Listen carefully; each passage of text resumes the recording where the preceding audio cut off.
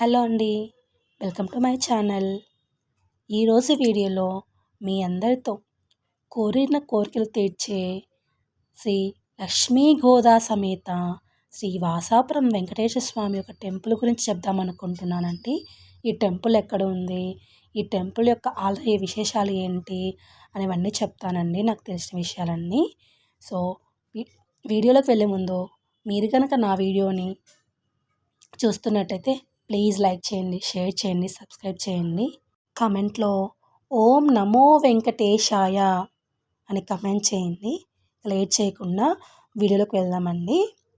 ఈ లక్ష్మీ గోదా సమేత శ్రీ వెంకటేశ్వర స్వామి టెంపుల్ అండి. ఈ టెంపుల్ నంద్యాల జిల్లా రుద్రవరం మండలం దగ్గరలో ఉన్న వాసాపురం అనే గ్రామంలో ఉందండి. ఈ టెంపుల్ రుద్రవరానికి 1.5 కిలోమీటర్ల దూరంలో ఉంటుందండి.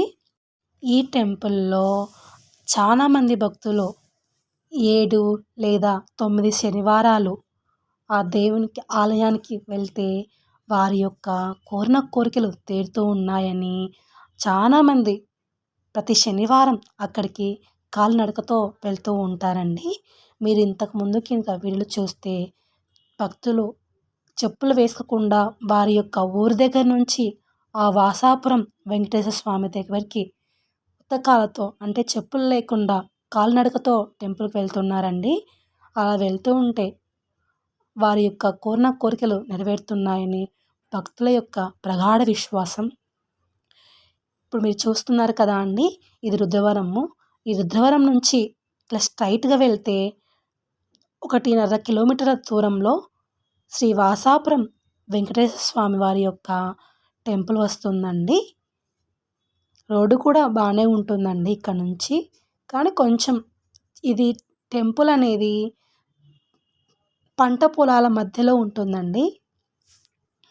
ఈ టెంపుల్కి చుట్టుపక్కల ఊర్ల వాళ్ళు, అదేవిధంగా కడప డిస్టిక్, కర్నూలు, నంద్యాల, ఆలగడ్డ, కోవెలకుంట్ల, బనగానపల్లె అదేవిధంగా ఈ చుట్టుపక్కల జనాలందరూ ఆ టెంపుల్ని వెళ్ళి ఆ వెంకటేశ్వర స్వామి యొక్క ఆశీస్సులు తీసుకుంటూ ఉంటారండి.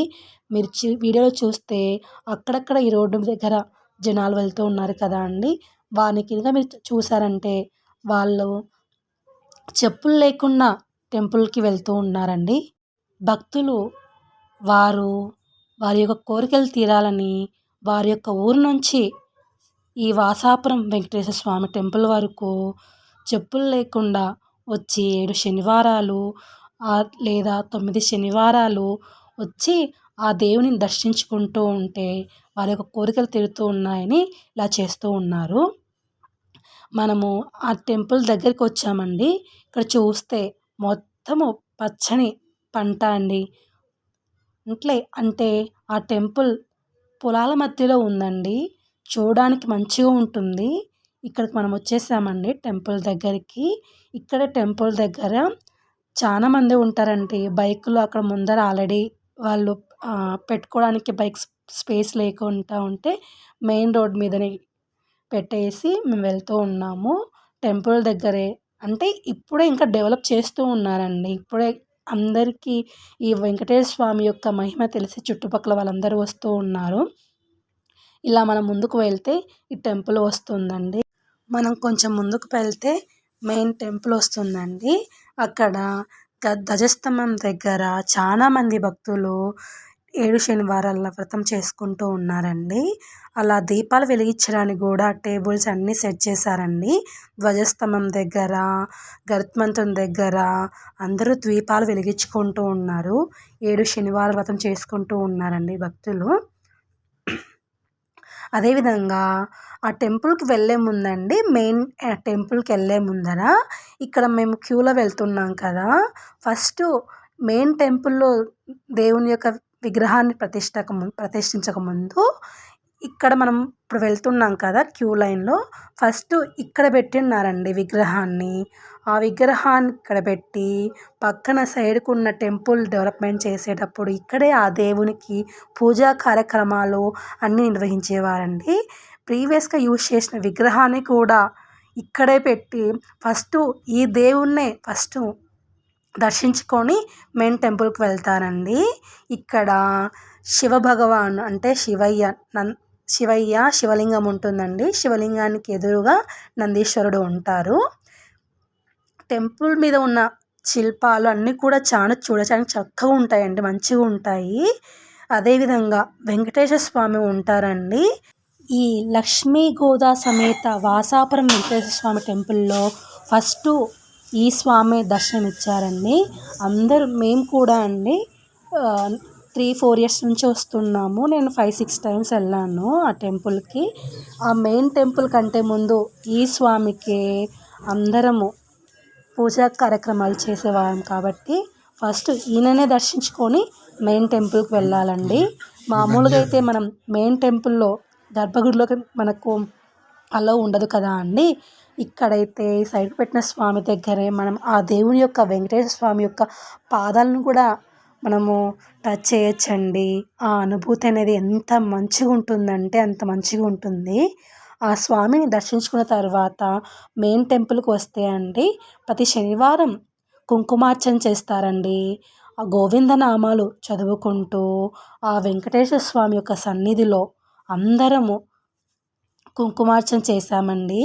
ఇక్కడ కొన్ని విషయాలు చెప్తానండి. వాళ్ళే ఆలయం వాళ్ళే కుంకుమ ఇస్తారండి. కుంకుమ పేపర్ ఇస్తారు. మనము ఇంటి దగ్గర నుంచి కుంకుమ తెచ్చుకోవాల్సిన అవసరం కూడా లేదు, అన్నీ వాళ్ళే ఇస్తారు. ఆ గుడిలో అయ్యవారు గోవిందనామాలు చెప్పేటప్పుడు కొన్ని విషయాలు చెప్పారండి. ఆ విషయాలు నేను మీతో షేర్ చేసుకుంటాను.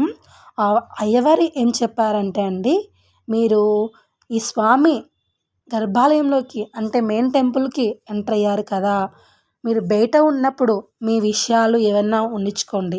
ఈ టెంపుల్లోకి ఎంటర్ అయ్యారంటే వేరే ఏమీ ఆలోచన లేకుండా ఆ దైవ సన్నిధిలోనే దేవుడా అనుకుంటూ ఆ దేవునికే మనస్సుని అర్పించండి. స్వామి వెంకటేశ్వర శ్రీనివాస అనేసి చేతులు జోడించి ఆ స్వామిని నమస్కరించుకోండి. మీరందరూ ఎక్కడి నుంచో వచ్చారు కదా ఆ దేవుని యొక్క దర్శనానికి. కాబట్టి మీ యొక్క మాటలు మానుకొని పక్కన వాళ్ళతో మాట్లాడకుండా ఆ దేవుని సన్నిధిలో ఉన్నారు. ఆ దేవుని నామస్మరణతో ఆ దేవుని ప్రసన్నం చేసుకోండి అని అయ్యవారు చెప్తున్నారండి. ఇక్కడ మీరు వీడియోలో చూస్తే వెంకటేశ్వర స్వామికి మేము గోవిందనామాలతో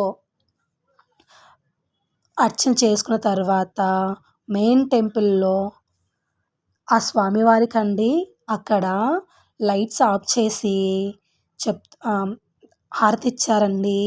కన్నుల పండగ అండి, చూడడానికి 2 కళ్ళు చాలలేవనుకోండి, అంత మంచిగా అనిపించింది నాకైతే. ఇక్కడ వీడియోలో మాత్రం క్లారిటీ కనిపించలేదండి. రియల్గా అయితే ఆ దేవునికి హారతి ఇచ్చి లైట్ వేశారండి.